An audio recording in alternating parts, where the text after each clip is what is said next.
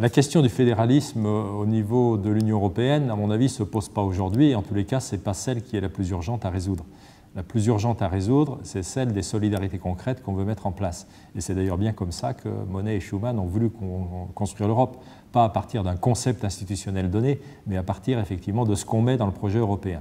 Donc, mettons dans le projet européen ce qu'il doit avoir, et on se posera ensuite la question de l'habillage institutionnel qui n'a finalement aujourd'hui que beaucoup moins d'importance que ce qu'on a envie de faire entre nous, entre les 27 pays de l'Union européenne.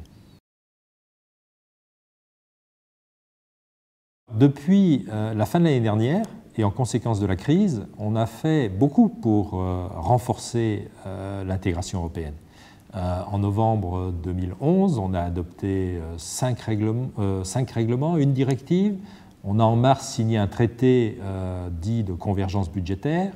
On est en train de mettre en place les mécanismes de solidarité à la fois pour relancer la croissance, mais également de solidarité financière avec les États qui sont les plus fragilisés, avec les systèmes financiers qui sont les plus fragilisés. Donc on a fait énormément sur le papier. Le principal problème, c'est que ce n'est pas encore entré en vigueur parce qu'on attend quelques ratifications parlementaires, on attend que tout le monde accepte ces nouvelles disciplines. Mais la boîte à outils est là. Il faut que 12 États membres ratifient le traité de convergence budgétaire, il faut que les règlements et directives communautaires entrent en vigueur et soient effectivement appliqués, il faut que les fonds communautaires destinés à relancer la croissance soient mis en œuvre, il faut que le mécanisme de solidarité soit doté de suffisamment de capitaux pour pouvoir intervenir efficacement dans les pays qui seront ou qui sont aujourd'hui déjà les plus fragiles. Tout ça, c'est soumis à ratification des pays qui ont signé le traité de convergence budgétaire. C'est la première priorité.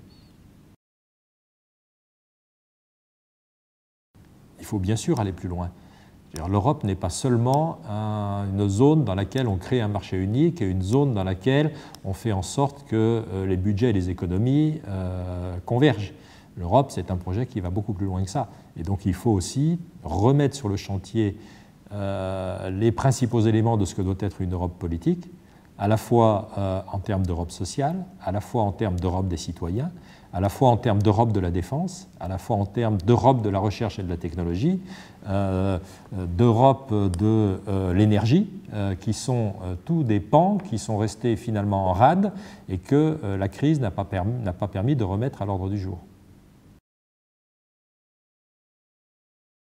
L'Europe a montré des voies de succès absolument fabuleuses, je veux dire, dans la construction aéronautique, dans le spatial, aussi dans un certain nombre des formes de recherche et de développement.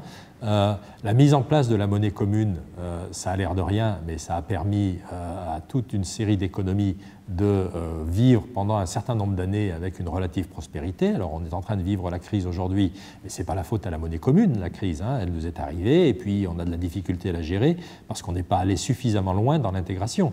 Donc on montre comme ça, par des exemples concrets, par une politique de l'énergie par exemple, qui montre qu'on peut réduire les fragilités en termes de sécurité d'approvisionnement, en termes de coût de l'énergie, montrer qu'au niveau européen, on est capable de faire ça et qu'on y arrive mieux que chacun en regardant uniquement dans sa gamelle nationale, si je puis dire.